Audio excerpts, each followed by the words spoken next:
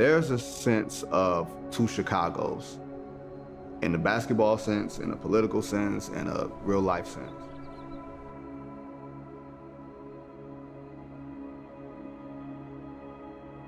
The history of segregation in Chicago met at Derrick Rose.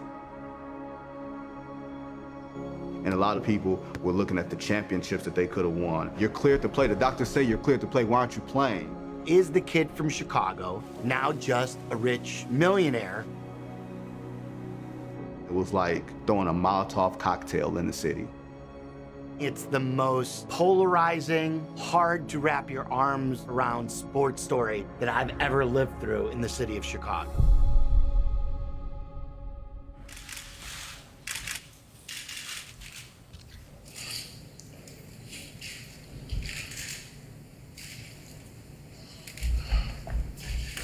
You know, I know it's emotional, but you just have to understand that you're inspiring millions of fans, but inspiration goes both ways. So maybe you can tell us a little bit about the inspiration that you're getting from your fans.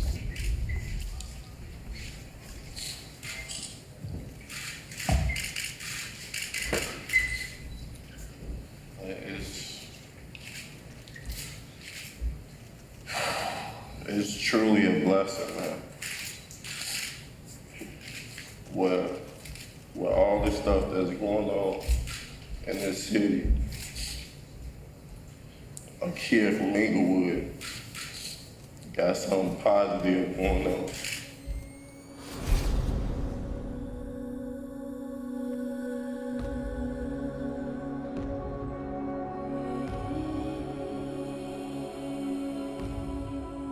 Anytime you see me cry or show emotion like that, it comes from a place of appreciation, of knowing where I came from.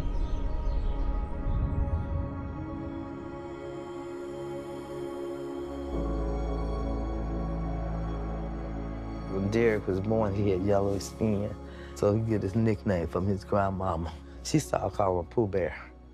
But some kind of way Bear got left out, they just started calling him Pooh. Oh, when you say the name Pooh, that resonates home. That's Derrick Rose, that's Inglewood.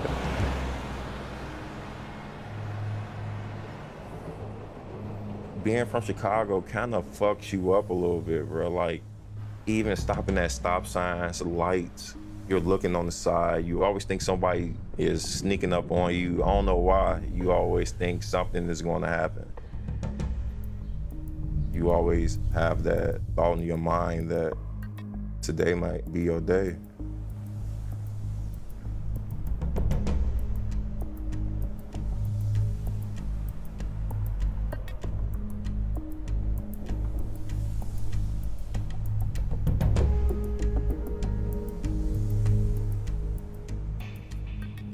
When we first moved to Inglewood in '73, it was a tree-lined street. It turned rough one while when drugs came in the area.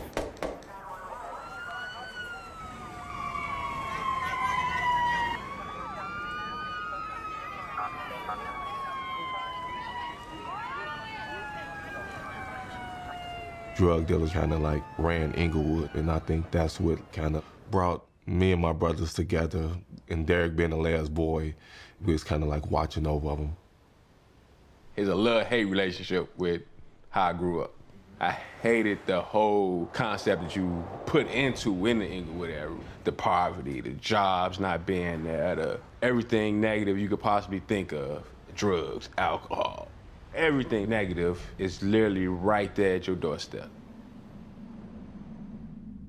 I didn't get in trouble a lot, but I was around it. Always around it, but smart enough to stay a couple of feet away from what's actually going on. My brother above me, Alan, he was a knee freak. Then all of a sudden, I seen him turn from a knee freak to wearing a snow outfit for like 2 months because he wanted to sell drugs. That's part of life I don't want to talk about. It ain't something that I'm not proud about. It was a very dark place. You had to do what you had to do. Glad I got out of that. Thank you, bro. I knew that life wasn't for me. We just sheltered him, but he was able to see just a lot of the bad things. But as of like him wanting to join the gang, him wanting to sell drugs, that's something that we stayed on him. Like, nah, you're not going to do this. You're going to go to school. You're going to go to school. You're going to play some type of sports. Because we just all figured that, you know, sports at that point in time was going to be his only way out.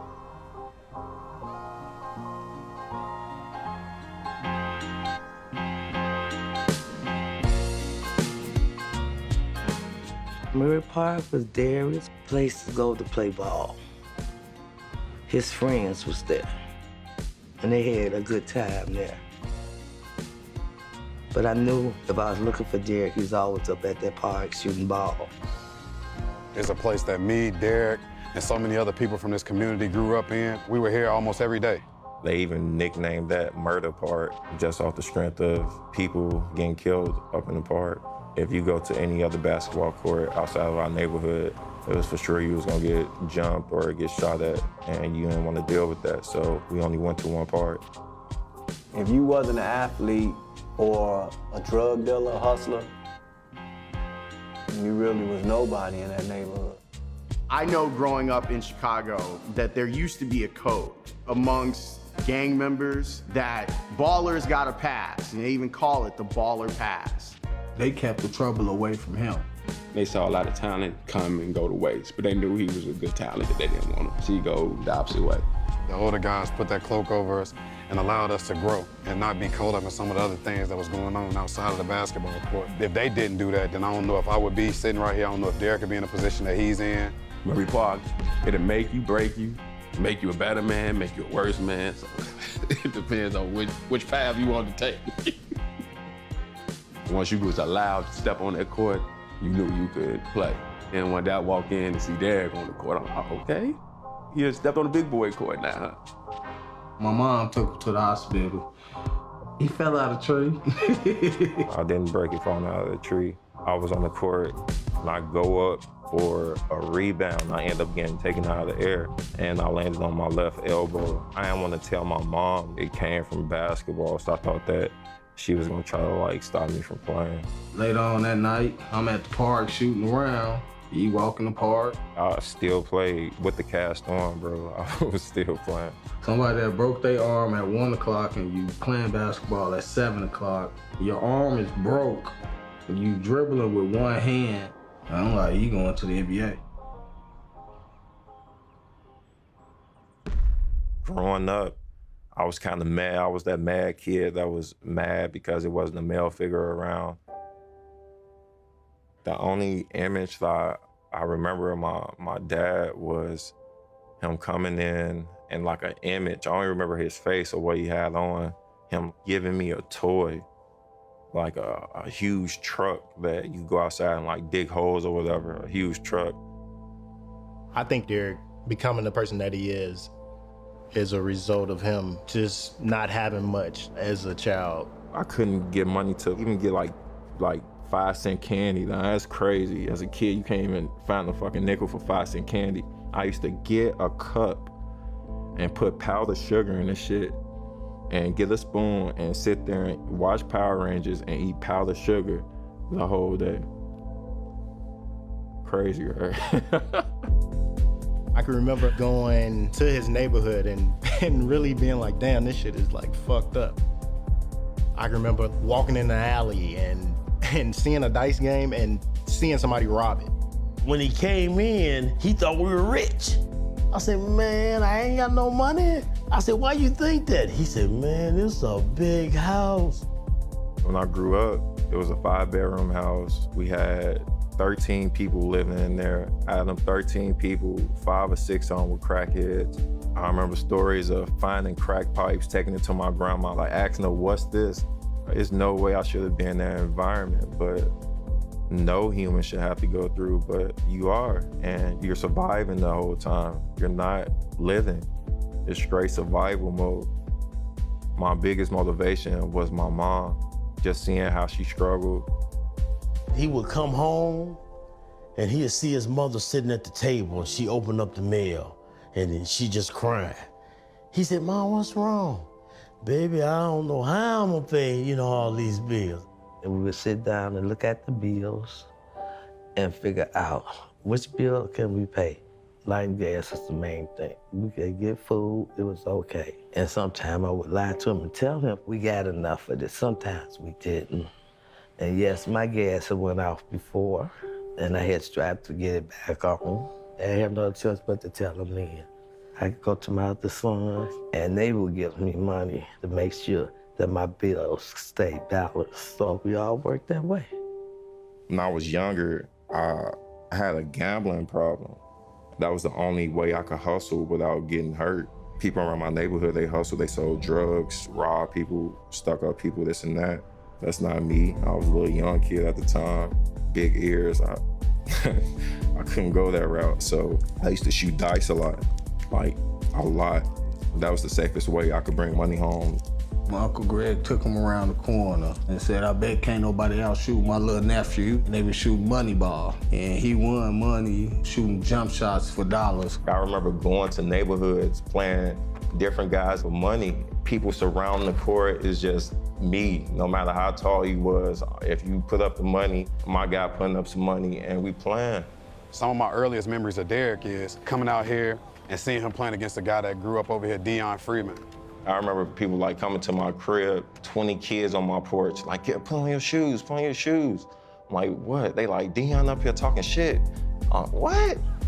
Deion was somebody that always wanted to play against Derrick because Deion thought in his mind he was the best player in the whole Inglewood.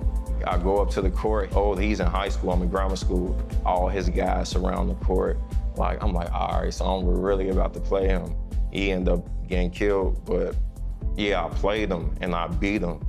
Just playing in them type of environments, I'm used to it. I don't know, I'm used to the pressure, for sure. This dude got it at an early age, and he wanted it. When I saw Derrick, I couldn't believe he was the age that they were saying because of his basketball IQ. I mean, his basketball IQ was up here, and the other kids were down here. He had the 4 S's: size, speed, skill, and strength. Stevie Wonder could have coached him. I thought I was the best until I seen Derrick play. The way he moved, the way he passed, the way he thought about the game, everything, his approach to everything was a little different than everybody else around his age.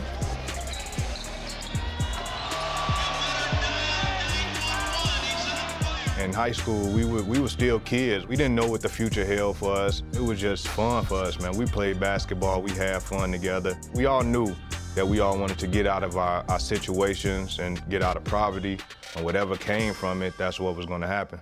He said this, I'm gonna save my family. I heard him say this. I said, how you gonna save your family? Watch. If I were you, I would hate me too. But I mean, got nothing to lose. Derrick Rose is maybe the best player in America. You look back 35 years and you can tell me I can have 2 guards in the history of this state. I take Isaiah Thomas, I take Derrick Rose. I'd been a college basketball coach at Northern Illinois for 4 years, and I get a call from one of my friends in the city. He said, hey, there's this kid gonna be going to Simeon. You need to check out this kid, Derrick Rose. Now I'm calling the city championship game. I'm watching the Froshsoft game. And I see this kid who can jump out of the gym, but he's tough, he's chiseled, he's athletic. And I said, who the heck is that guy? That kid's a stud. And they said, oh, that's that kid, Derrick Rose, that we were telling you about. Unbelievable. Derrick Rose, another steal. First thing the parents say, hey man, you coach Derrick, man, can you teach my son? Dude, the only thing I can teach you is play hard. Everything else gotta come with it. You know, you got your coaches and then you got God-given talent, man. It is what it is. Ain't nothing you can do about that. You got your coaches and you got God-given talent. Here's Rose. He's gonna make a play. He's going one-on-one. The loft, the score! Derrick Rose with the bucket. They have won the 2006 state championship. And the Simeon Wolverines will have done it. Back-to-back state championships for Simeon. Whatever God give you, use it. And that's what he did, man. It got him where he want to be at in life. I was a year or 2 away from college, and we were living in poverty, and I want to go to the league now. Like, I want to go out of high school, and if the rules was probably, if they didn't change back then, I probably would have came out of high school because we was financially just fucked up. Me and my mom got in a lot of arguments because I felt like I could change everything about me getting to the league. The only problem that was in my way was my age. And by the time the kid became a sophomore, I had to stress it to Derrick, Reggie again. I said, I'm not finna deal with all this stress, man. And you got people coming at Derrick left and right. Somebody better step up. He was playing with an AAU program called Ferrari. And at this time, Nike wanted to sponsor Ferrari, but they wanted Derrick to move up and play 16. They smelled money. And when you smell that money, man, I'm gonna tell you something, man. Whew.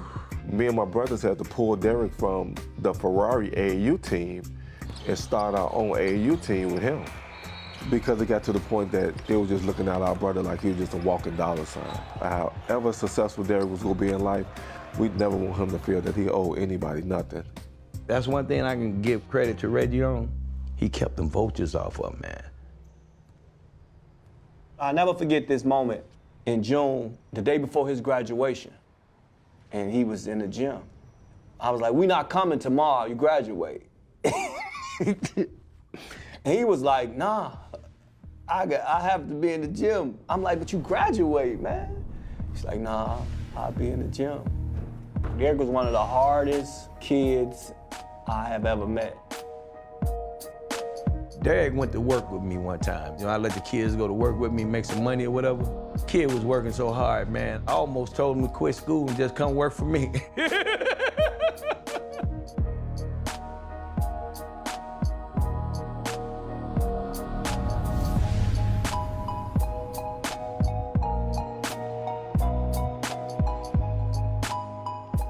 He comes on campus in the summer, and I go in the gym, and I see him walking in, and I walk in. Absolute sweating, craziness, going nuts. He had been in there about an hour. I take a recruit somewhere, come back to campus. He's still in the gym. He'd been in there 5 hours. I call him over, "Kid, what are you doing?" "What do you mean?" "Working, coach, I work.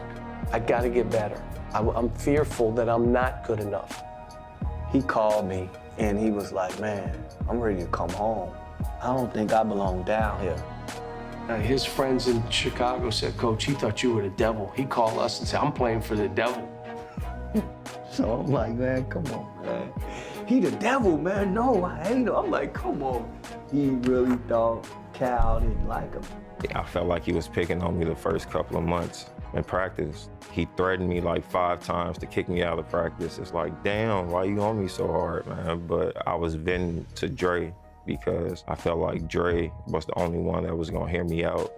Couldn't just let him do what he wanted to do. And I had to coach him in a way like, okay, feel this out, yet here's when you're the best version of you. This is what it looks like. And by the end of the year, it wasn't close. He was an absolute beast, offensively, defensively, leadership, all those things. He ended up sticking with it, and Cal, now his best friend. The best players I've coached, him being one, Anthony Davis, I can go John Wall, the best players were fearful they weren't good enough. And that was part of their fuel. Then when they figured out, you know what, I'm not bad, they all turned that fuel to, well, I am good enough, but I want to be the very best. And then it turns to the very best that ever played.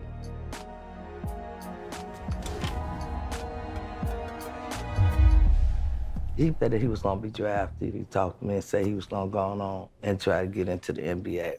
We sat down, he talked about it, asked him this what he really wanted, and he said yes. My thing was just playing in the league, like playing in the NBA. I never thought about where I'll be living or what car I'll be driving or something like that. I thought about playing in the league and making sure that my family was just comfortable. I wasn't even watching the draft lottery that year because the Bulls had such a infinitesimal chance of landing the #1 overall pick. And you're sitting there going, there's no way, there's absolutely no way that these ping pong balls are going to fall the way of the Bulls. The second pick goes to the Miami Heat. And that means the #1 pick in the 2008 NBA draft will be made by the Chicago Bulls.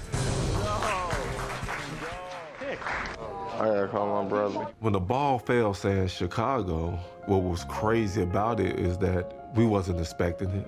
And second off, we thought that they was gonna pick Michael Beasley. Derrick, what went through your mind when you saw the Bulls won the draft lottery? I bet all us was surprised for 1.7% or whatever. And just seeing them win, I just thought about LeBron James. I thought he was the luckiest person in the world to get to play in his home city. And now I have that chance. I'm just hoping that they pick me. All the guards wanted Michael Beasley and all the bigs wanted D Rose. And I really wanted Derrick. We knew he was going to be the top 2 picks. He couldn't drop. As like going into the summer, all of our friends was just anticipating. Is he going to Chicago? Is he going to Miami, especially in the lottery? Where is Derrick going to go? A day after they win that lottery, I called John Paxson and I said, you have no decision. Derrick Rose is a slam dunk #1 guy. It's not even close. And I remember getting into a debate with Stacey King. I said, Stacey, this is Secretariat at the Belmont. You take Derrick Rose and it's not even close. My pick was Beasley at the time. And boy, I'm glad I'm not the GM. I'd have been fired. This wasn't even a conversation. It was Derrick Rose, and there was no chance that Michael Beasley was the right choice in my mind or your mind or a lot of people. But that's what I remember most about heading into that draft. We don't agree on everything. We've done a show for 11 years. We sat in this studio, and there was never a debate. We would open up the phone lines and the fans could debate with us, but it was never a debate on who the Bulls should take. It was Derrick Rose. Derrick, how disappointing would it be if the Bulls did not take you? I'll be hurt a little bit, but my goal is to play in the NBA, and I'll be playing for some team in the NBA. You could sense that he had this great passion about the game, and he wanted to succeed so badly. He didn't always articulate it to you, but you could just kind of felt it when you were around him. Getting to know him and seeing the humility he carried with him was really impressive. We didn't really know Chicago was going to pick Derrick until the night before, and we received a call from Chicago. Chicago told Derrick they really want to pick him, but it's some background history with his brother, talking about me. If he sold drugs, if he was a felon. At the time, I couldn't take it because it's like, is it me that's getting picked or is it my brother that's getting picked? He might not be the #1 pick because of some mistakes I made in my life. But Derrick told the Chicago Bulls, if you can't accept my brother, don't pick me.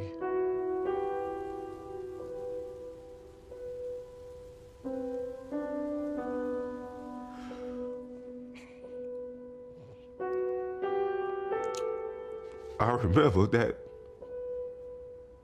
we was all sitting down eating dinner, and he wouldn't eat, but I could see he was hurt. He teared up some, because I know he wanted to be the #1 pick. And I teared up too, because I thought I messed it up for him.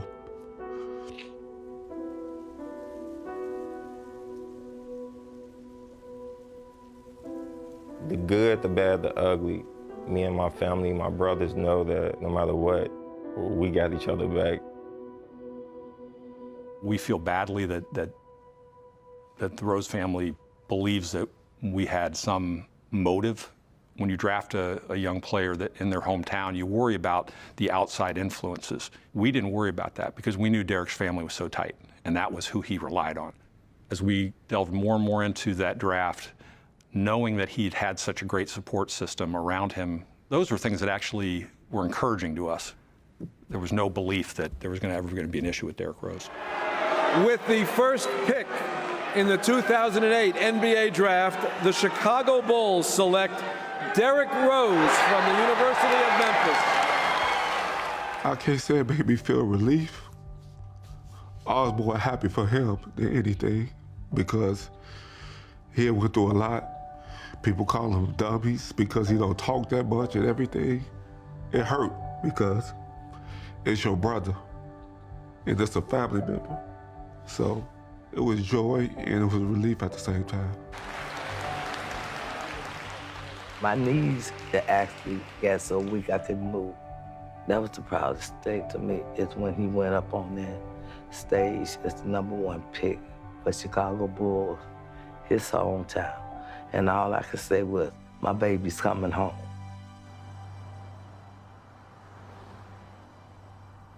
It was like Jordan was coming back. A guy who was gonna lay it all out on the court, who has a background of winning. It was like we had already won a championship. The Chicago Bulls select Derrick Rose from the University of Memphis.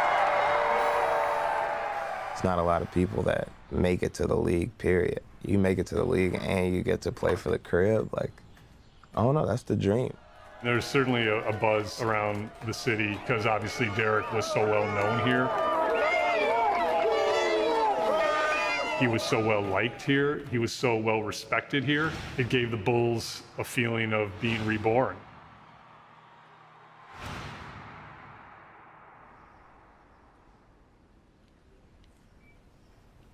The entire Bulls organization welcomes Derrick Rose into the Bulls family, and hopefully it's going to be a terrific ride here for a long, long time. I want to thank you all for all coming out, and this is a dream come true to be a Chicago Bull, and I'm happy that the Bulls picked me, and that's about it. That's about it. This is what I felt like I was made to do, was to play basketball. If I wasn't to play basketball, like, I don't know what I would have done. Like, I probably would have been selling drugs just like my brother if I didn't find basketball. Please give a warm welcome to Chicago native, #1 overall pick of the 2008 NBA Draft, and the newest member of your Chicago Bulls, Derrick Rose.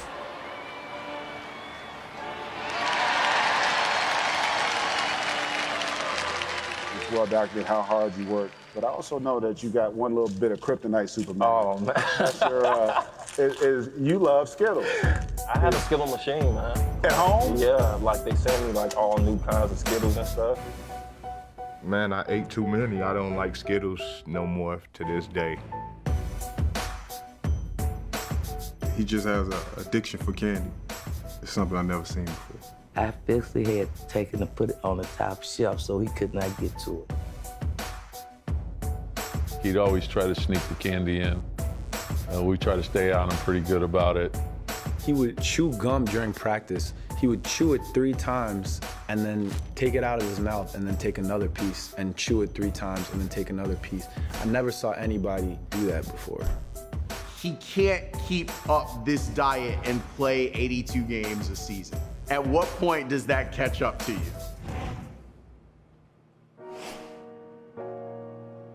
Derrick went to Summer League and was awful. You know, and that's the one where you go to Summer League and the guy gets 30 points and they go, well, it's just Summer League. And so he shows up in Summer League and he just played terrible.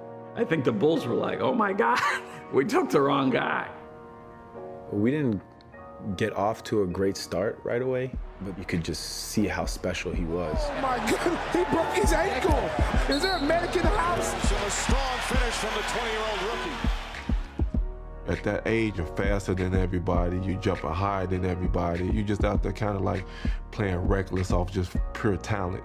Derrick first year in the league was off the chain. It was crazy. He had the city on fire. It brought everybody together.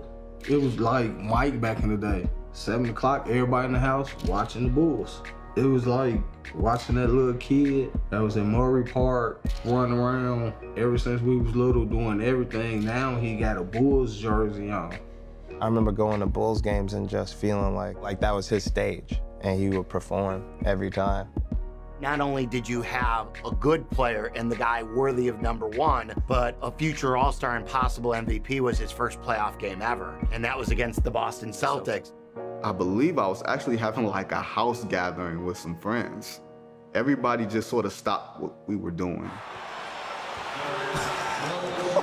He is out of this world. First game of the playoffs? That's what they're telling us. It's a very special place to play. A lot of history. They were the defending champs. What he did that night was just show that I'm here to stay and nobody can stop me. People really underestimate having hope, and that's what Derrick represented for us as his teammates and for the city. We didn't win the championship. We lost in the first round, but people still come up to me in Chicago and talk to me about that series. That year, my brother was playing on the opposite team. Derrick just get to going crazy, like bucket after bucket, because nobody anticipated the Bulls to even win or have a chance. So after the game, I remember talking to my brother, and he just told me he real. He like, nah, he real. Shorty is real. The next day, he's walking down Boylston Street in Boston, literally walking past pedestrians and bystanders, and nobody is recognizing him. Just without a care in the world, in his element, not being recognized after making NBA history the night before. Ladies and gentlemen, Derrick Rose, your NBA 2009 Rookie of the Year.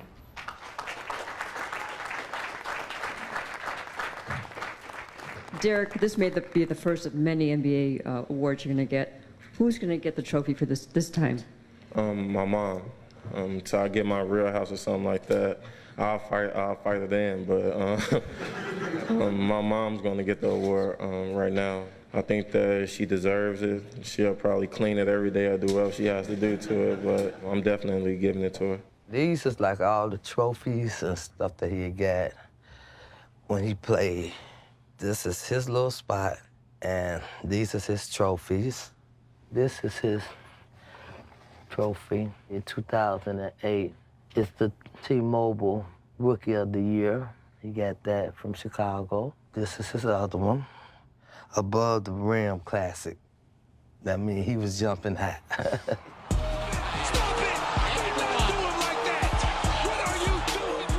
He was doing things that no other point guard was doing. Him going to the lane, getting to the rim, and bigs would get out the way because they didn't want to get posted. I saw that so many times.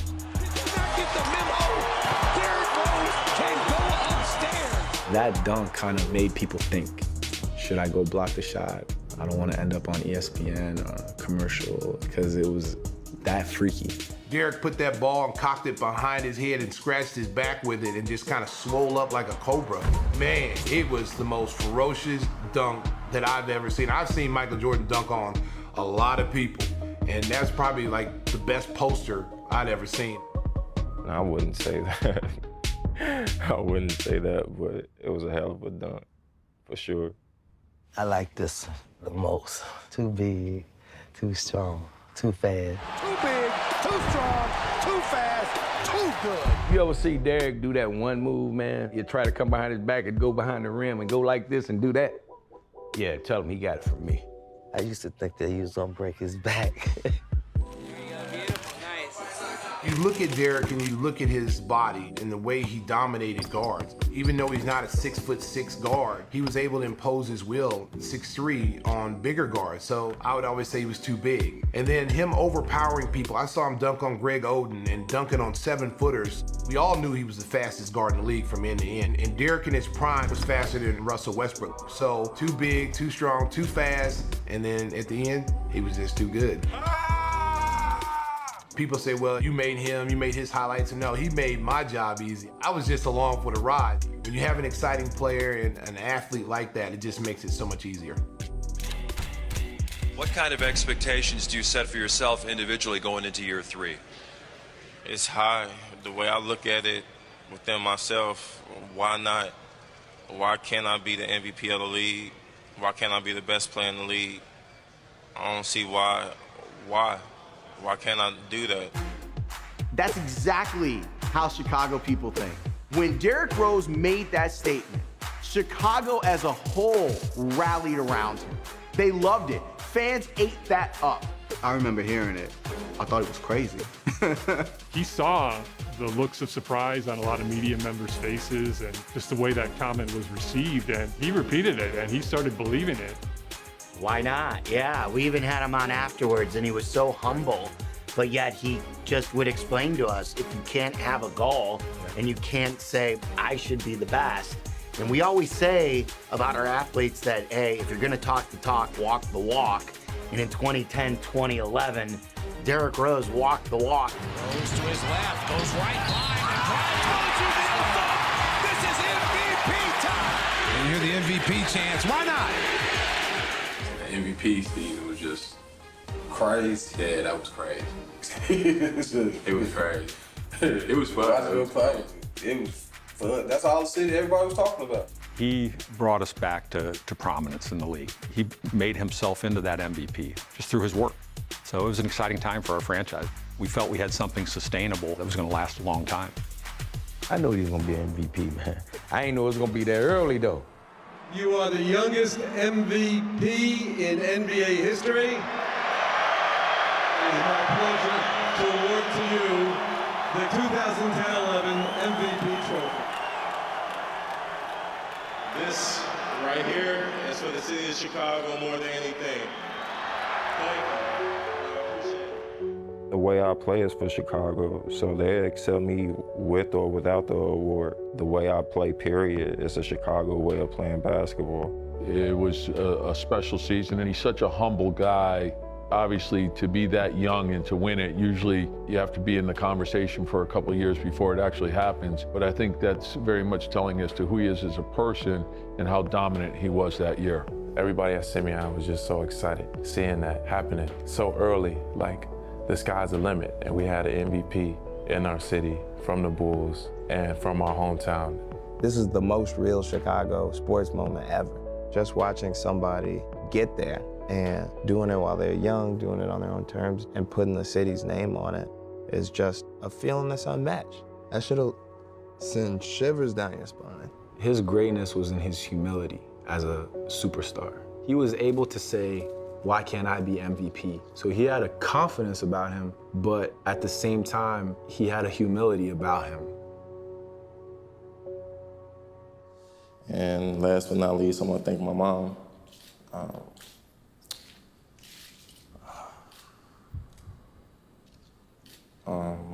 Brenda Rose, my heart, the reason I play the way that I play.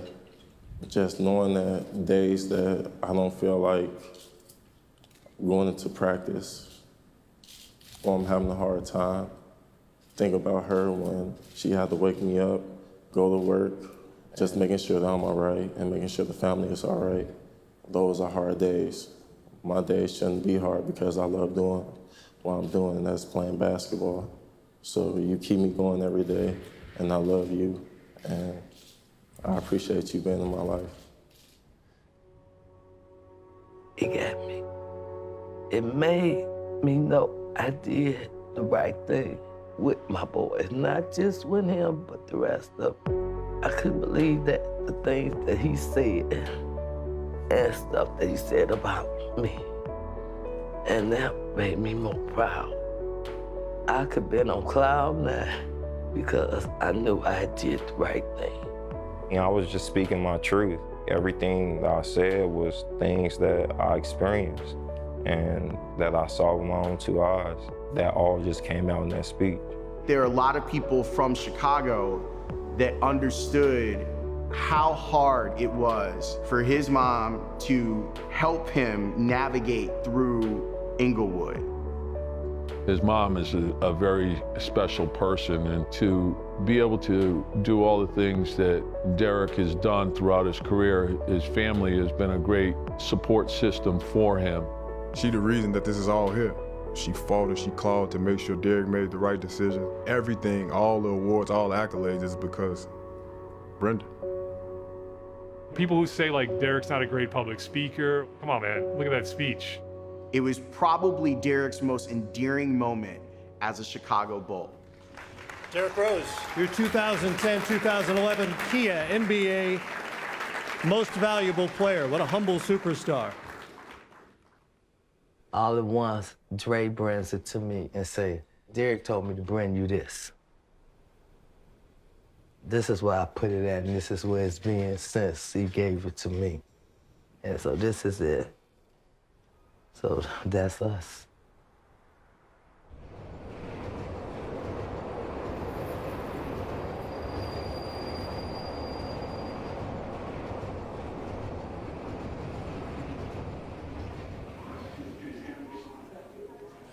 It was in Orlando at the All-Star Weekend. We signed a long-term deal. I know your mom, Brenda, your whole family, they were all there. Once the contract was done, tears were shed, and it was a really emotional moment, and an incredibly proud moment for us. But what were you thinking at this point in time? A lot of things. Thought about my past, knowing what I went through. At that time, I was in that room. I couldn't believe it. I was signing a deal that could change not my life, but my family's and my brother's kids, even my friends. And trust me, I'm gonna try to do more than that, where I'm just gonna try to keep helping people, not myself and not only my family, but the city of Chicago. And hopefully it spreads from there.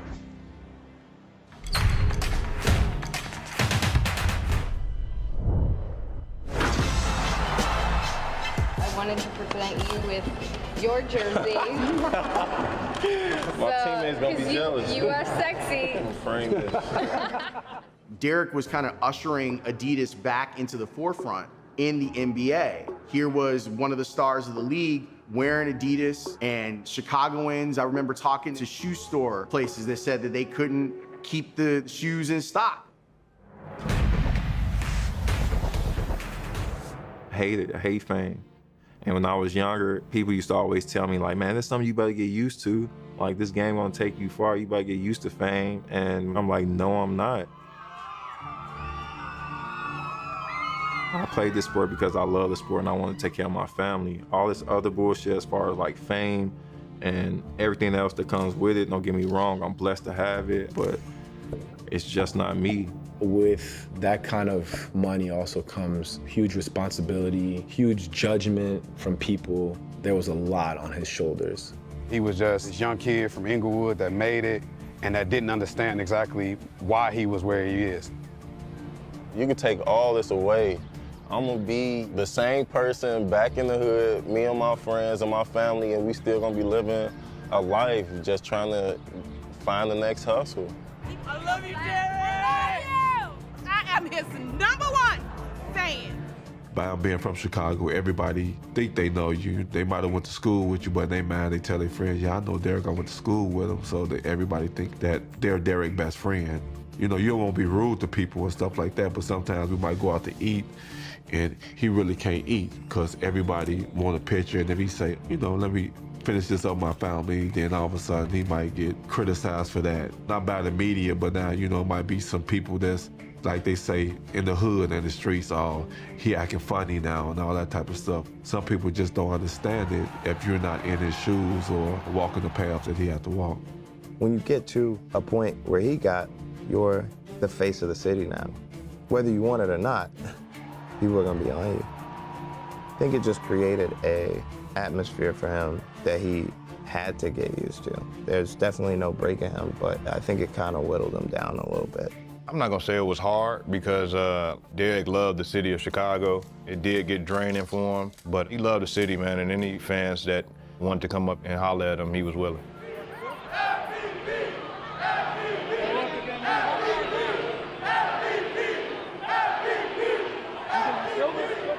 At times it was overwhelming. I would say like in public and things like that, especially in Chicago, because he's from there, you got so many people pulling at him. From family to old friends to friends we went to high school with, friends he went to college with. I get people that I didn't even go to school with, people that went to school with him texting me, trying to get to him, and that's a little overwhelming. It still is at times. I just would always remember him saying, if he having the blueprint. If he just always thought if I continue to work and work and work, everything would be okay. The stardom motivated him. Yo, D, crazier than last year? Way crazier, man. As you can see, it's a million people here, man. It's a blessing, man, just to have all these people show up and show a lot of love, man. I feel good. There isn't a handbook for superstardom. There isn't a handbook for not having any level of privacy whatsoever.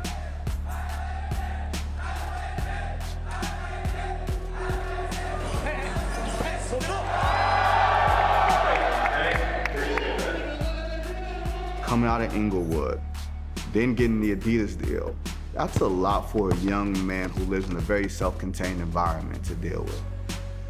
Derrick walked in, and because they started winning and getting better and everybody looked and he becomes the MVP, it became solely about Derrick. And it was never about Derrick, and Derrick knew that.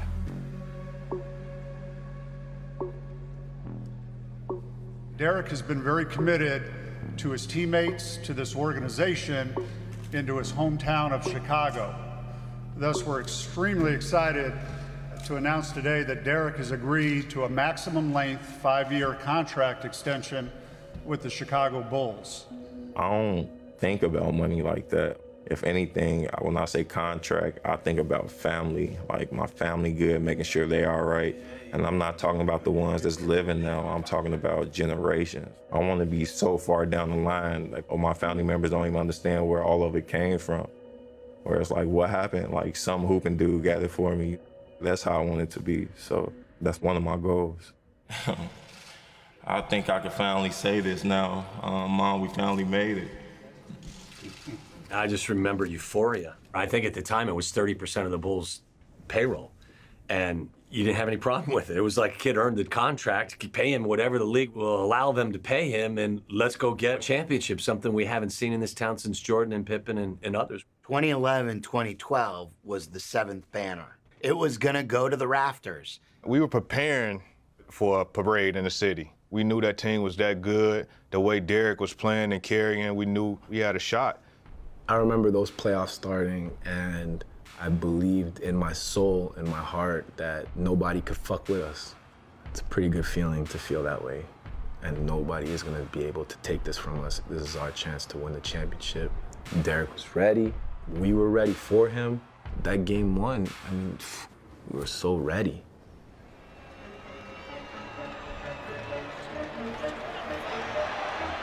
Like, I remember coming down, I think I made like a jump hop to like a pass. Rose came down bad on his left foot. See him holding onto his knee and down.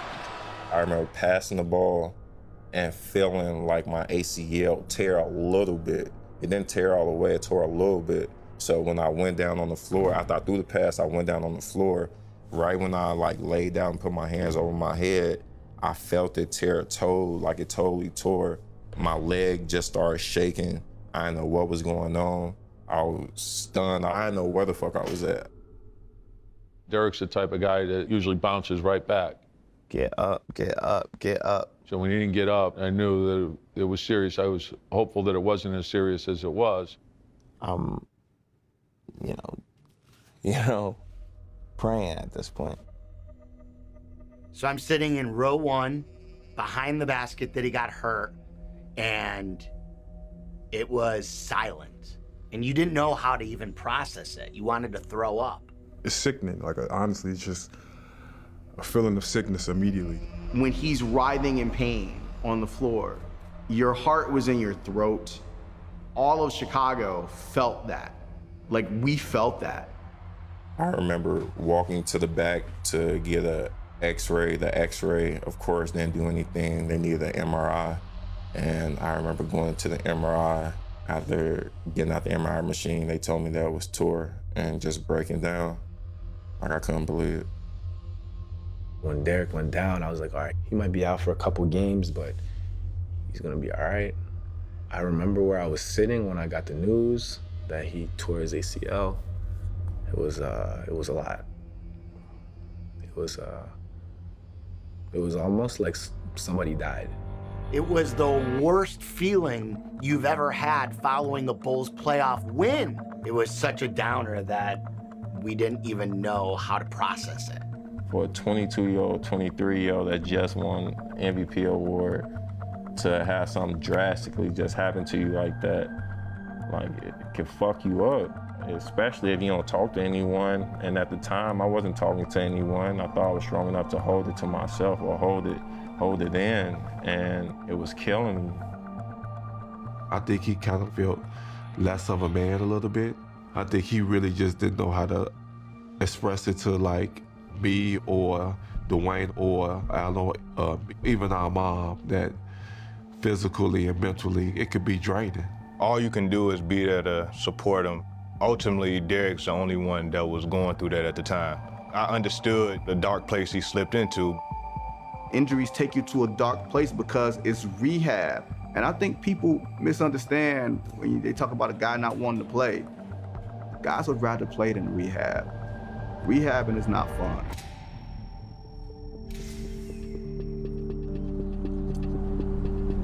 I waited a couple of weeks because they call it pre-rehab, where they try to strengthen it as much as possible. I was almost walking regular. You have some people that have ACL tears and they go a whole year without getting surgery. So I went a couple of weeks, I had to get surgery. You know, he's full of athleticism, and he's really never had to do the rehab components in life. That's why I really believe he has a chance to be 125%. Doctor, in Derrick's case, what made him great was his ability to explode to the bucket, his speed on the floor. Will he be that same type of player after the healing and the rehab? I mean, you know, it's impossible to predict tomorrow. Look, I said at the time, this is not revisionist history, that the Chicago Bulls' biggest mistake. He's up to par as far as what the expectations were at this point in his rehab. Let's not forget he's still got a long way to go. And it may be the camp of Derrick's mistake as well. He's not sitting out the entire year. We're just going to bring him back slowly. I think the biggest thing to do is not put a time limit on it. They should have announced he was out for the year, period. There is no chance he's going to come back. I've been through a lot of stuff before, and I handled it pretty good just growing up. But this right here is just going to push me and make me work harder even more.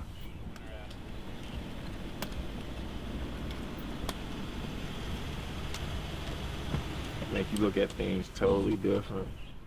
You have to listen to the player, and that's what we did. But ultimately, the player has to feel right in order to get out there on the floor. Derrick went through a devastating injury. It was difficult mentally to return from. So we knew it wouldn't be as smooth as we all wanted, but ultimately the player has to feel comfortable in himself. That 12-13 season was just a disaster on so many levels.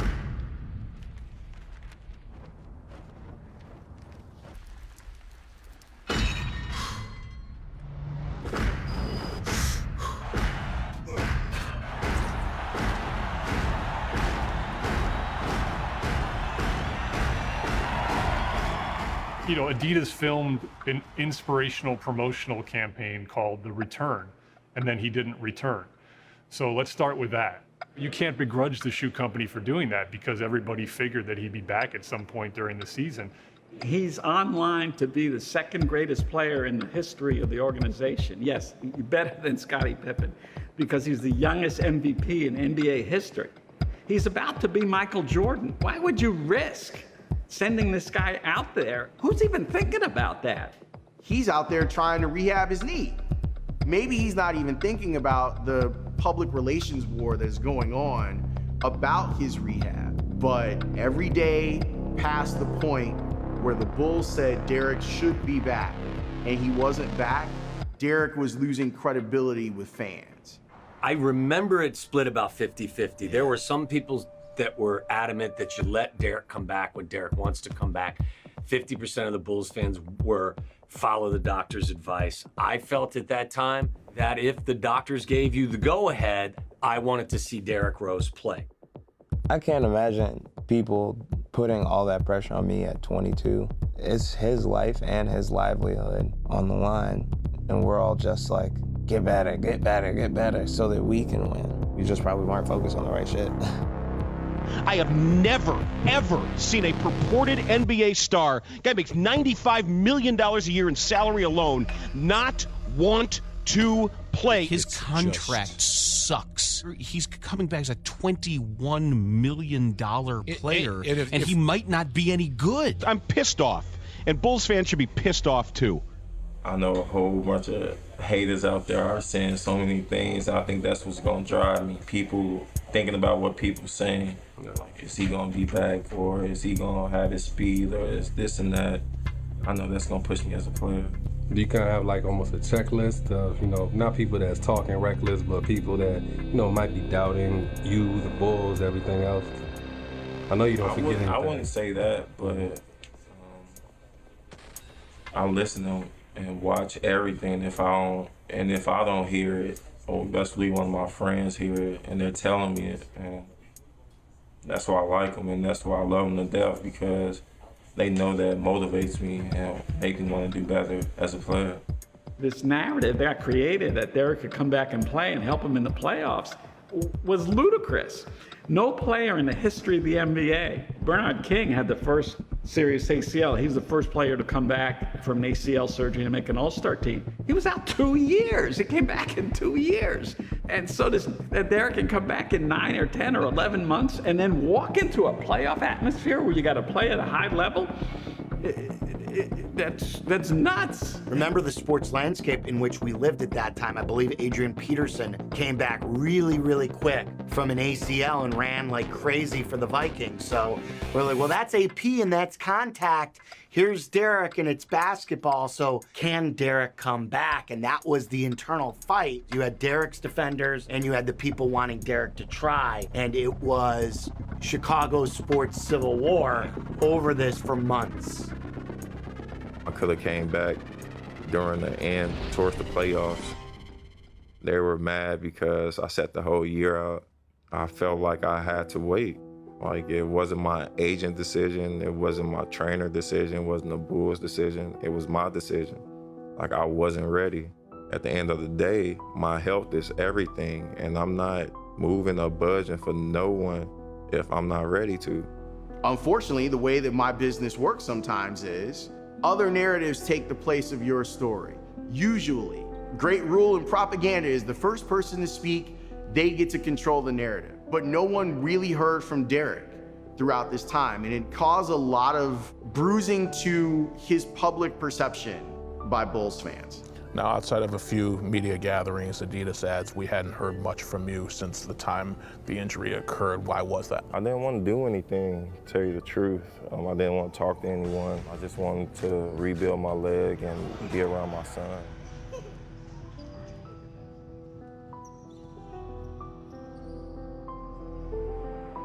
And there was that very damaging story that he had been medically cleared to play.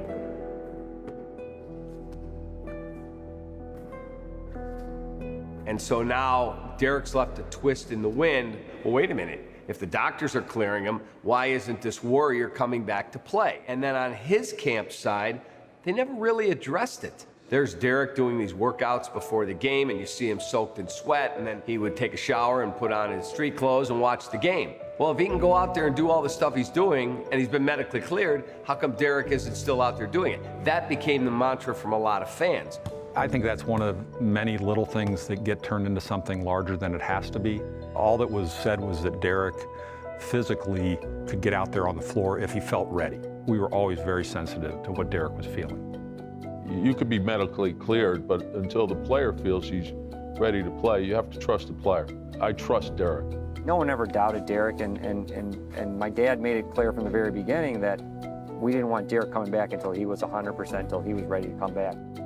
He never got to the point where he felt he could go out and play without risking injury. You can run on a treadmill and you can do all that stuff. That doesn't mean you're ready to play in an NBA game. There was frustration because we felt the team was really close to being a championship team. I look back at that time and I don't like it because I feel like I wanted him to come back selfishly. He was also my brother and I wanted him to be right. So it was just, I was torn a little bit. I was also very proud of the guys for fighting on without Derrick, and we were always hopeful that at some point he could make the comeback. If we knew from the very beginning that Derrick was not going to play the entire year, and we knew that with 100% certainty, we would have announced that he's not going back the entire year.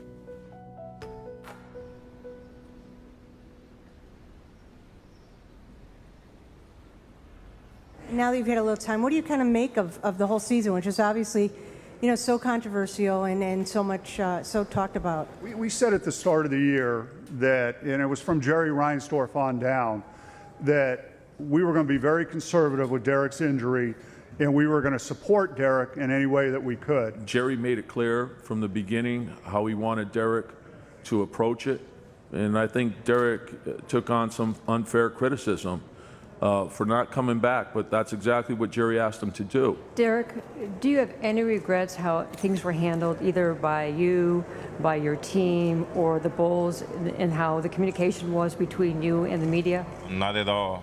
There's nothing you could do about it. They're free to voice their own opinion. I remember that preseason, and that was the first time I saw him nervous. Emotionally, I think that he was very angry. It wasn't like a peaceful time where, wow, like Derrick's back and he's just in a good place. It was like, fuck everybody, fuck everything. You guys turned your back on me because I was hurt, and I'm gonna show all you guys what I'm all about. Derrick's on the run. That knee looks good. It was not a happy fighter. It was a fighter like coming to show everybody what I'm all about. He started back to practicing, and then he started playing again. Then the second one. Derrick Rose is limping right now. Almost like he just kind of took an awkward step right there. He was holding his knee. He's limping off. That's the one. So it really said, why me? Derrick Rose reported with right knee pain today. An exam and subsequent MRI confirmed a medial meniscus tear of the right knee. Surgery will be... I'm texting you, and I'm like, he did it again. It was disaster. I just remember slumping down into my couch, and you're saying to yourself, no, this isn't happening again. It sucked, man. I look back on those times and it's just, they're not good times. The games keep coming.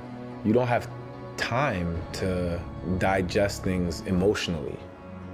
I'm playing in the NBA, I'm living my dream, but those are not good times in my life. I could care less what people say about me or criticize my game or whatever, or how I play. I could tear it 10 more times. As long as I'm playing hard and giving the game my all, I could live with it for the rest of my life. A lot of guys from Inglewood think that same way. They're willing to die for what they believe and what they feel for. That's just Inglewood for you and how he was raised. Our community, we don't care how many times Derrick get hurt. Like, that's a part of life. That's a part of being a basketball player. And we never saw a downside. We never thought about a slope. But as a Bulls fan, what did you think of kind of the rise and fall, like what happened with Derrick, and seeing how high he went and then how low things got? I mean, Derrick had no lows. He didn't, because he still maintained. Derrick is a legend, no matter what. We always wanted him to come back. That was the most important thing, is Derrick coming back. We're his family, and we just love every time he came back.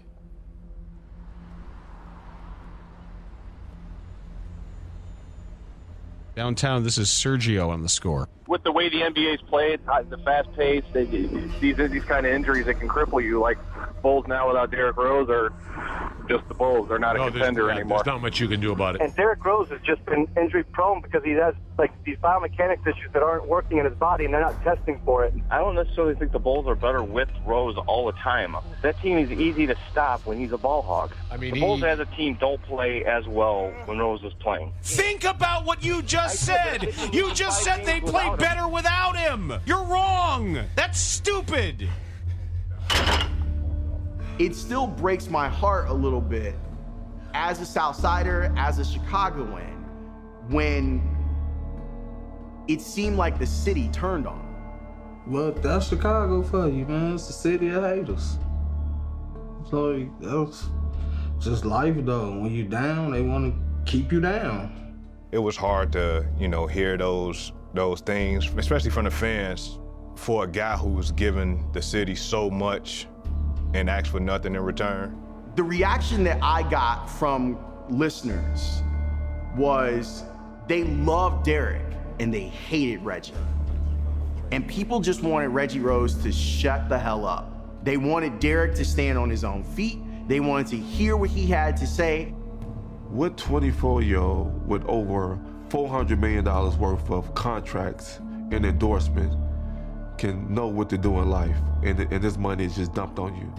And that's what bothered me. You'll see blog writers and everybody just taking shots at your brother, but they hide behind these newspapers. And I'm like, if you're gonna be a man about it, say what you got to say, and that's the way I took it.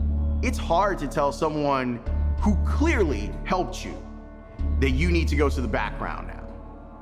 that I got it from here. Someone who has loved you and protected you your whole life. That's a hard thing to ask. That's a hard thing to ask your brother, that you saw sacrifice for you in ways that are unimaginable, to now, I got it. You need to go away. I just looked at it like, that's my brother, that's my family. Somebody got to defend him. And let me take the heat, all the way to the point that Charles Barkley was talking about me. It's going to be interesting when Derrick Rose come back because he is the facilitator of their offense. He makes the players around him better, and his brother needs to shut the hell up too, number one. Stop tweeting about coaches and players and stuff. Let the famous person be famous. You just shut the hell up. Growing up in Inglewood, if someone bullying your little brother, the big brother go come to make this person stop bullying your little brother.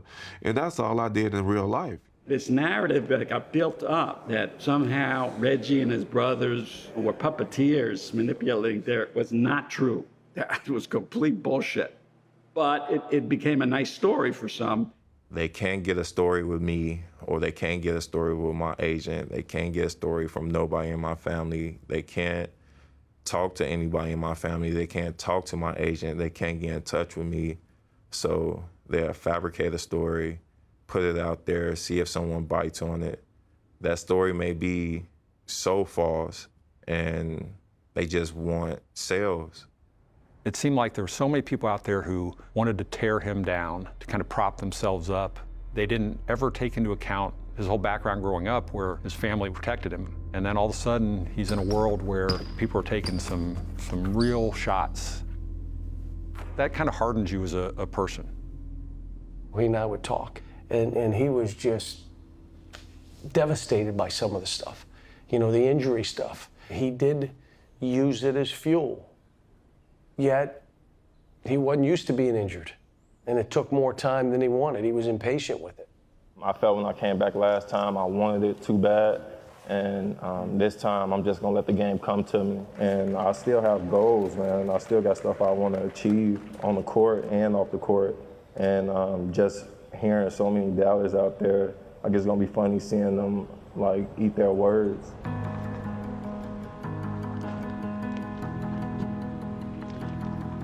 I'm thinking about long term. I'm thinking about after I'm done with basketball, having graduations to go to, having meetings to go to. I don't want to be in my meetings all sore or be at my son's graduation all sore just because of something I did in the past. I don't even know what to say about that. I understand how important it is when you're done playing to want to be healthy. But when you're in it, I think we were all a little bit like just thrown off. At the end of the day, Derrick can say some crazy shit, but at the same time, when he's in the trenches, you're gonna want that guy. We all would have liked him to have said it differently because we knew what he meant. Injuries in this business for athletes, they do force you to think about your mortality as a player. But I thought he was unfairly criticized for that, and I think that started some real negative things from the outside that I think stung him. You know the young man, and you know where his heart is. He's in his hometown, and all of a sudden he's attacked. I'm sure it hurt. I can vividly remember that not going over well with the people that would call our radio station, and that wasn't a 50-50 split. That was 90-10. Keep in mind where we are. We're in Chicago, and this is a Chicago kid, and this is a blue-collar city, and we carry our lunch bucket, we go to work, even if we don't feel well. And it's not about retirement, it's about today. And that angered a lot of people. Is the kid from Chicago now just a rich millionaire? Everything I got in trouble with in the public or in the media, it came from me telling the truth. I want to be able to walk in the future. I want to be healthy in the future. That was exactly what I meant to say. And that's the same thing players are saying now. Derrick's image in Chicago took a huge hit. And all of the good work that he had done before just went away, poof, like that. You got all these fans that's on your side at one point, then you feel like they jumping ship. You know what I'm saying? I think as him being young, he just wasn't really understanding it. It was very frustrating sometimes. Out of 20,000 people, you'll just hear this one person while you're on the court. Pass the ball. Derrick, you fucking suck. Stop shooting the fucking ball. Go to the fucking hole. Get him out of here. Trade him. It wasn't last year in Chicago. I could tell it got so frustrated, especially when he was going through the situation when he had got hit in his eye, and he had that mask on, and he trying to play, and I wanted to sit him when he got hit in the eye, because I knew his vision wasn't right. And he was like, I don't want to hear no more shit from the paper. He was just tired of it. You know, I just looked at him like, I think this might be his last straw here. I'm playing with my eye messed up, and they still criticize me while my eye is blurry. So damn if I do, damn if I don't, because if I didn't play and I would have said, they would have been like, oh, he was still able to play, so why he's not out there? So it was damn if I do, damn if I don't. I'm gonna do what makes me happy. There was a distance that was created between Derrick and whether it was the Chicago media or the Chicago Bulls fans. Or the Bulls. Or the Bulls. And all of those relationships began to fracture. You could feel it. It was palpable. I became a critic of Derrick's because of the way things were handled. And so I'm doing my talk show, Sports Talk Live, on the court at the United Center one night. And our producer walks over and says, guess what? Derrick is going to come on the show. We're on live television. Here he comes. I have to address the elephant in the room that I've been a critic. So when people are critical, me included, you don't let that stuff bother you. You go, hey, man, that's your job. Not knowing where it's going to head, he hits me on the leg. He goes, No, that's your opinion, man. I can't get mad at that. That's your opinion. I can't get mad by somebody's opinion. Wow, this kid's unbelievable. So the guy that said to me at the Berto Center, when I'd die on that court to win a title, that guy's still here. It's still here, man. It's still here. That told me a lot about his character. I don't know where that message got lost or whatever, but I can't pay attention to it. And at the end of the day, like I told Derrick, you know, sometimes to get the crown, shit, you got to go back and get it. You can't just sit back and talk about, you know, what people say. Sometimes you got to just go out there and show people what it is.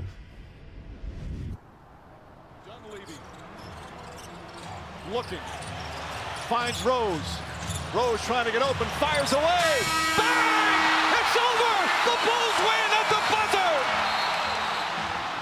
And he jumps in midair and catch him. He's just got the stale face. That's my Derrick Rose. Words at the time couldn't describe that feeling. The thought process was, man, we overcame. You overcame, we overcame, and it's paid off. It showed at that moment. We just thought it was nothing but great from there. That was a crazy year, and that was a really, really big shot. And I really felt like this was the chance for us to go to the finals. You can start feeling good again, because, you know, you're just on edge about feeling good about anything at some point, because it's just, at the moment, it just seemed like everything Derrick did, through all the good, somebody found some way to put in some bad, some way, somehow. It did seem like, you know, we were, again, headed in a good direction. So many people had kind of written him off and talked poorly about him. His heart had changed in some ways too, you know, about how people perceived him. As an organization, we were kind of in an iffy spot, and we knew we had some decisions to make going forward.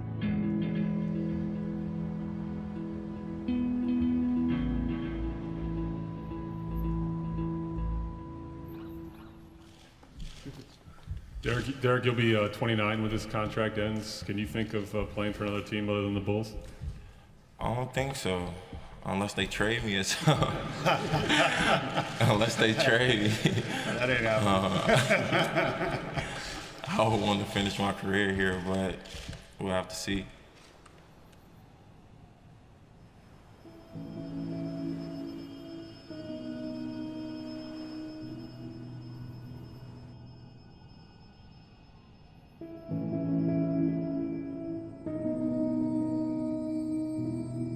You do hear about like trade rumors here and there, and this last one, the Knicks one, was pretty big because it caught a lot of people attention. Yeah, I just stay out the way, man. Like, it's cool to hear about it, but I'm good with being in Chicago, and like I said, we're trying to win there, get back on the right track. So that's the only thing I could think about is just being in Chicago, but I do hear the rumors.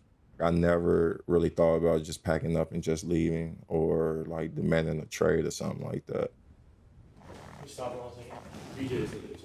All right.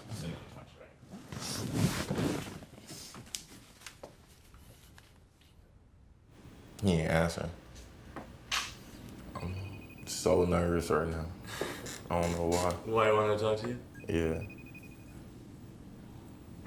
Cause he in New York right now. Yeah, you just got that last night. I hope nothing didn't happen. Kind of nervous. All right, Rose interview take 4, marker.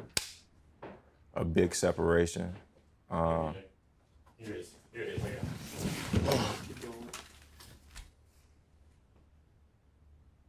What's up, B?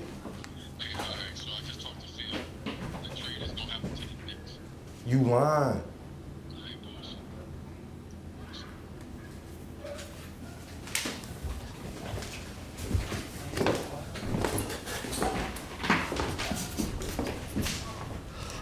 You serious?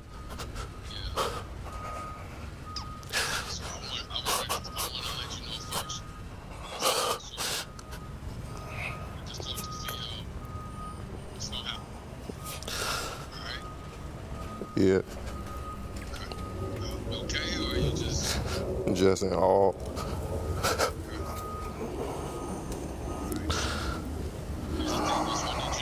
Yeah.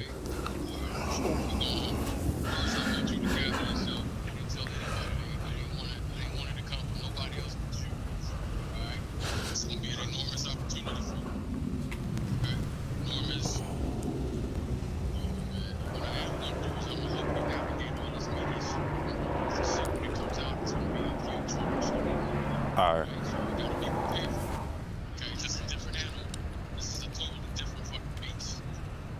Yeah. All right.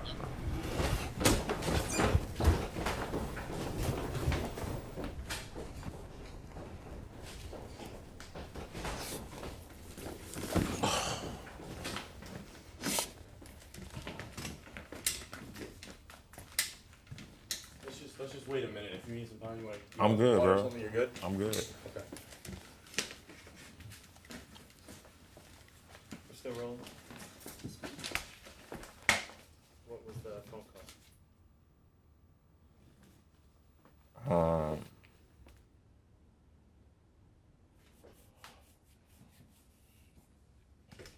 That might be traded to New York.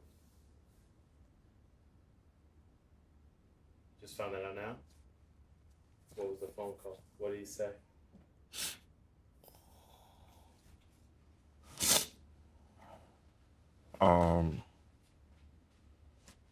Really just telling me to prepare myself.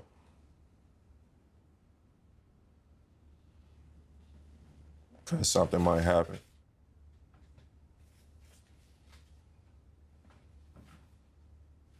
But you don't know when, how. In the next couple of hours.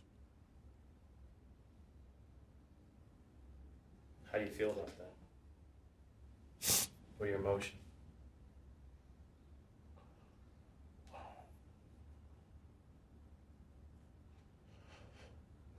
Anxious.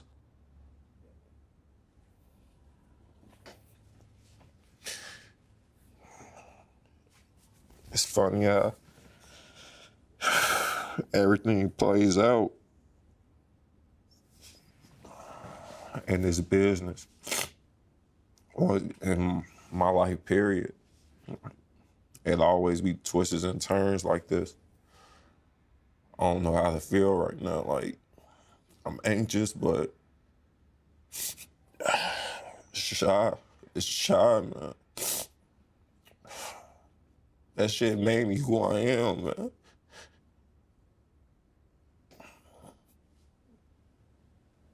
You've been with them for 8 years. 8 years, but it's no hard feelings. Like, nothing, no grudges or anything. If it was that, it's no hard feelings at all. I understand it's a business, and they're trying to do what's best for the team, I guess. And I don't think I would be wrong for using that as motivation. Wow, I just can't believe it. It's a really hard decision to trade any player that you respect and appreciate. But we knew that this was Derrick Rose, and it was a situation that we really had to contemplate.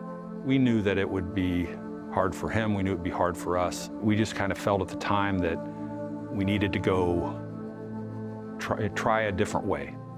And I think, too, that when you factor in all the stuff that he went through, the organization went through, that at some point there was probably going to be a separation. You make tough decisions sometimes in this business, but it wasn't easy. So that's one of those ones that you look in the mirror and you say, this one hurts, because this is a terrific young man who's been through a lot. And there were times I could sense that maybe he needed to get out of Chicago given all the things he'd been through. There were times he felt like his hometown kind of turned on him. I think we all learn a lesson in things like this, that even though it's hard in the moment, as time goes on, we all learn from it. We had questioned if he was going to be there forever, but yeah, they'll definitely trade your ass. I took a ton of phone calls that night, and the majority of the phone calls were good riddance. Like, we had gotten all the way to that point, good riddance, from a kid who had grown up in Chicago. And it was terribly disheartening to hear how venomous fans had become in their critique of Derrick Rose, the player, that they now wanted him out of town. Can you imagine that?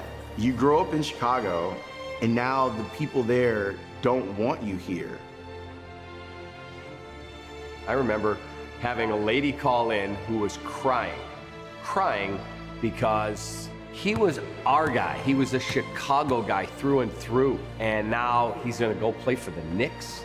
I was really stunned that that's where it ended up.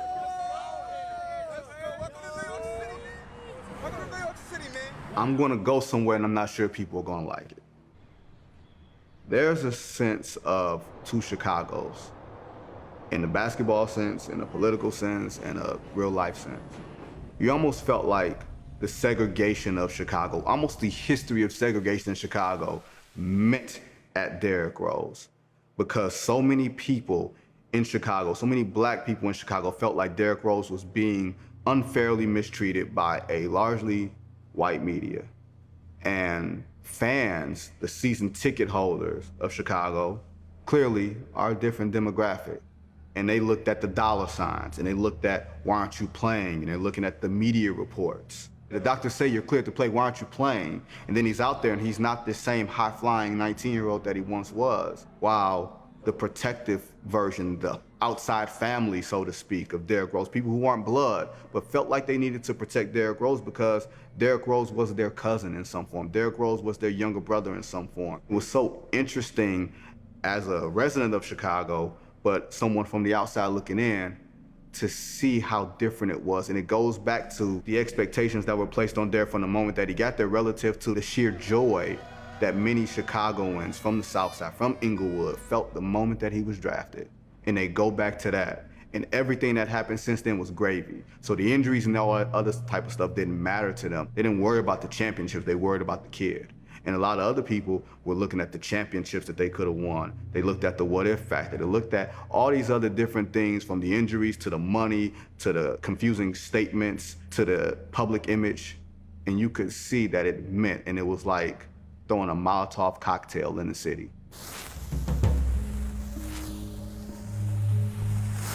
It's the most polarizing, hard to wrap your arms around sports story that I've ever lived through in the city of Chicago.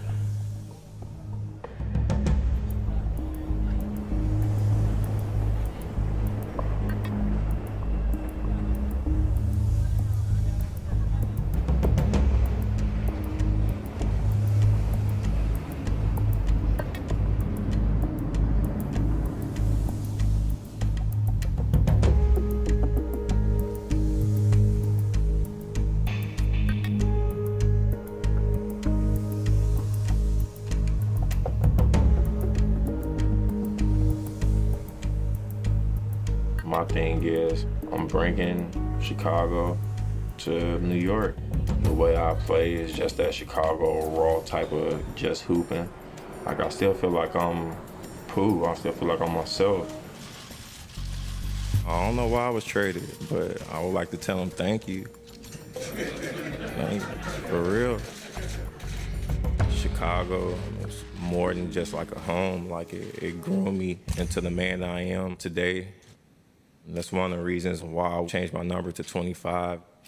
I'm playing in New York, but I want to bring something from Chicago with me. All right, Derrick. Thanks very much. But Okay. That smile, I ain't seen that in a long time. I ain't seen that, Randall. I ain't seen that since 08. I ain't seen that since 08. Talking about 08. And I ain't seen somebody talk about going out there and doing your thing. Bro.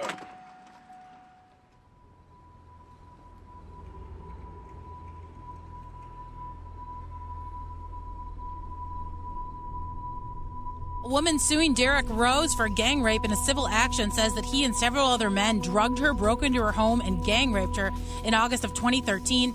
Derrick Rose's attorney, though, is speaking out. She says the plaintiff is out for money and that Rose will be vindicated.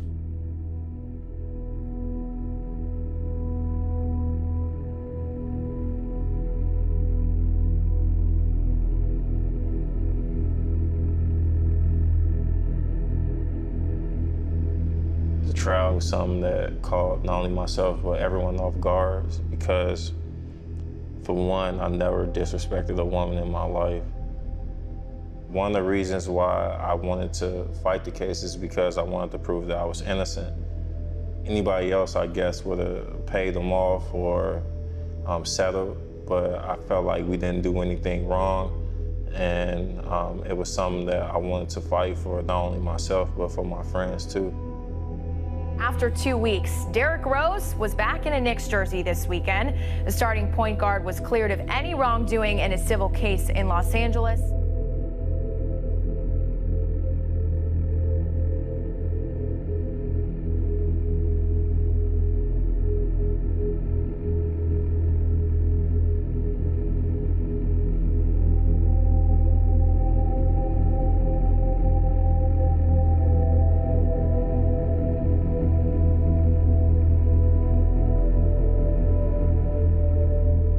Derrick, going through something like this, has it changed you at all? I mean, it would change anyone, but like I said, I spoke on it, and this is all behind me now. Like, that's the past now. The only thing I can focus on and worry about is the future. Everything changed just before tip-off for the Knicks when they announced tonight that Derrick Rose wasn't starting, and that was just the beginning of the mystery. It continues to be really the big unknown. His whereabouts are currently a mystery. I was worried about him. Nobody knew where he was or how he was doing. You're one of the closest guys to him here. Have you been in touch with him? Is everything okay? Yeah. Everything is okay? Yeah, he's okay. So I texted with him, and he just said, look, I'm okay. I'm with my mom. And I get it. It was just like a very stressful time. You just don't have time to digest anything because the games just keep coming. We saw Derrick in practice the next day, and he just apologized to the team, and we moved on. That day, I woke up, I went to shoot around, I was heading back home, I was talking to my mom, and I still didn't think I was gonna leave until I got dropped off. I went up to my apartment, I was talking on the phone for about an hour, 2 hours, then I hopped on the plane. I just had to talk to my mom. Like, it was a lot going on. I think he had a breakdown. It was a different time, and at some point he got down, and honestly, I think he didn't know how to deal with it by himself. How are you doing? Feeling a lot better than yesterday. What can you tell us about yesterday? That was a family issue. For one, it had nothing to do with the team or basketball, but that's the first time I ever felt like that emotionally, and I had to be with my family. I don't care what the family emergency is, you at least have to let your employer know, here's what I would do. I would suspend him, at least for a few games, and then I would look to trade him, and if I couldn't trade him, I'd cut him. Is Derrick Rose fully committed to the team, and are the Knicks fully committed to Derrick Rose beyond this season?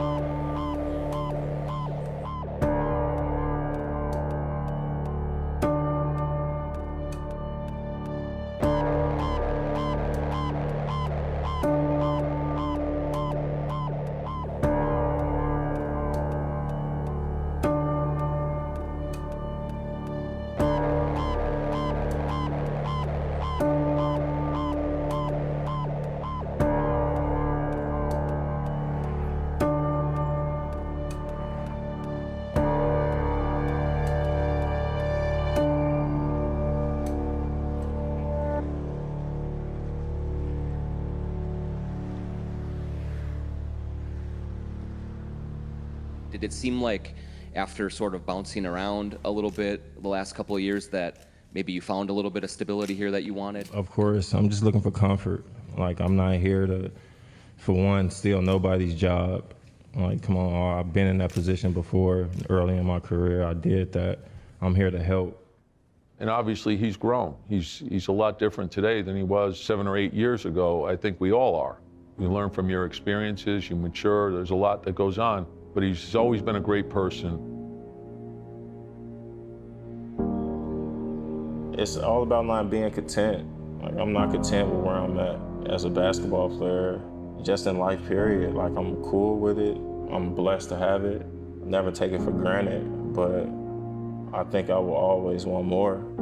And it's not for me. I look at it for, like, my family. Like, it feels good to be able to treat your family the way that I treat my family, and I never want that to stop. Derrick's a very private person. Derrick has his kids now, and he's in love, and he looks at peace.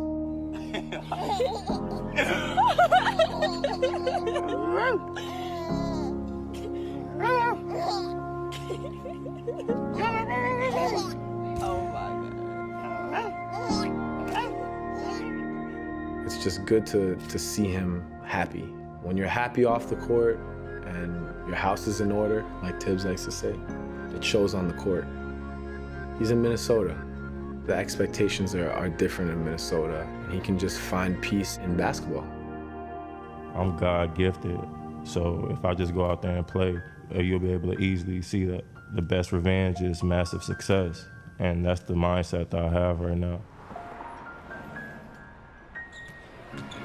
Rose attacks, challenges Derrick Rose, has 41. One off of his NBA career high. The stop, the go, the finish, 46 for Rose. Even when a superhero is knocked down, he's still a superhero at the end of the day. And Derrick Rose showed why he's still a superhero. Derrick, 2011 MVP, Rose. Everybody just streams out on the floor showing the respect. They all know what this means to them.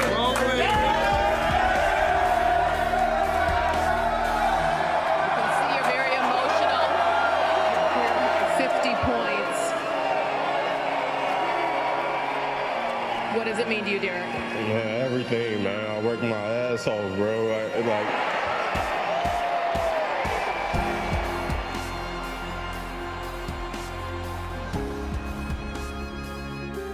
Anytime that you see me showing emotion like that, it comes from knowing where I came from.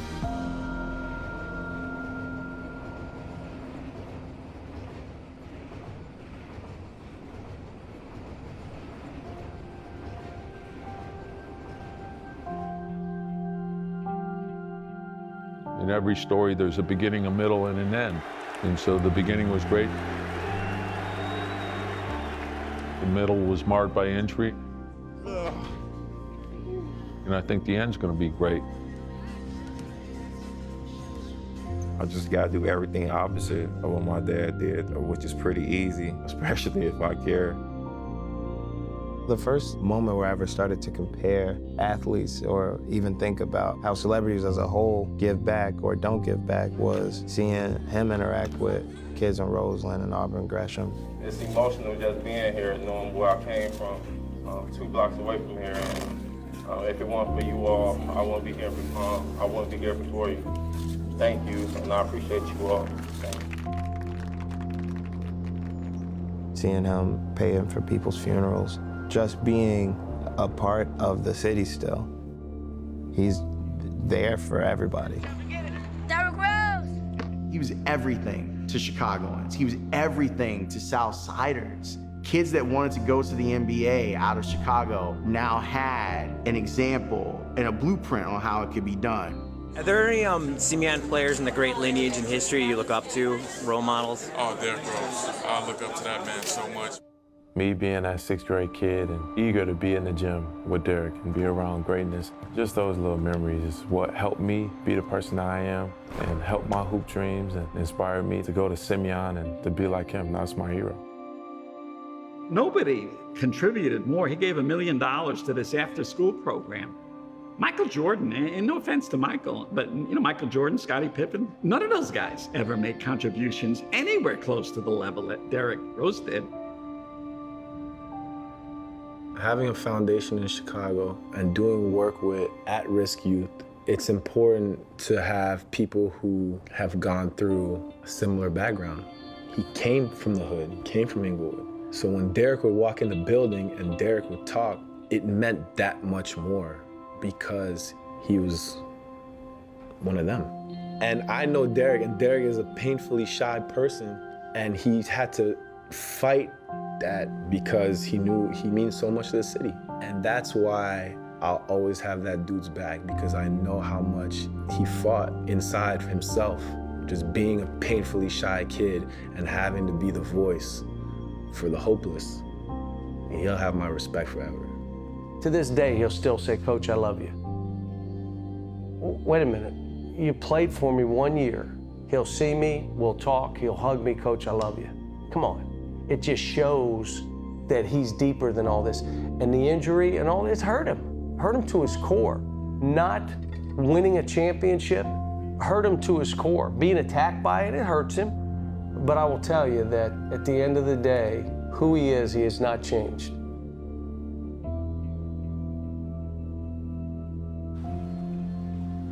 Waddle and Sylvie on ESPN 1000. You sent out the question last night about Derrick Rose getting his number retired. You can't be serious, can you? There were a lot of people, way more than I expected, that said absolutely because of what he meant to the city. Derrick meant something more within this city to a lot of people because he provided hope. I've been saying they need to retire his number. Like, you're not finna come. Where you gonna be, Derrick Rose for the Bulls now? Come on. He was a hometown hero. Just the real son of Chicago.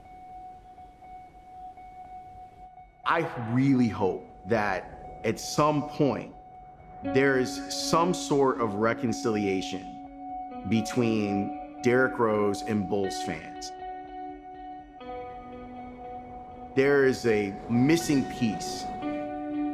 I hope that Bulls fans remember how much pure joy watching Derrick Rose play gave them.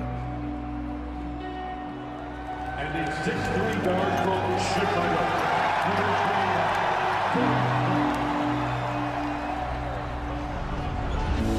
Chris Dunn draped all over Derrick Rose. Derrick gets the hoop in the heart. Thing of beauty. Derrick Rose and everybody here at United Center chanting MVP.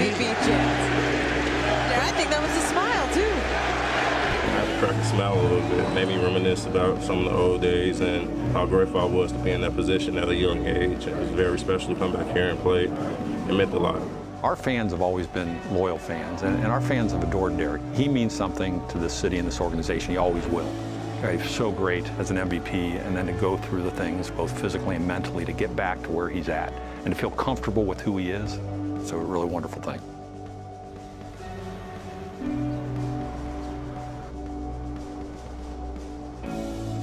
Chicago made me who I am. Being drafted by the Bulls was a dream come true.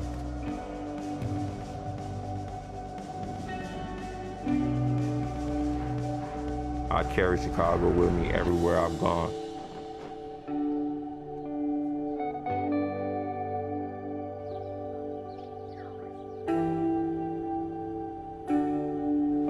I always will.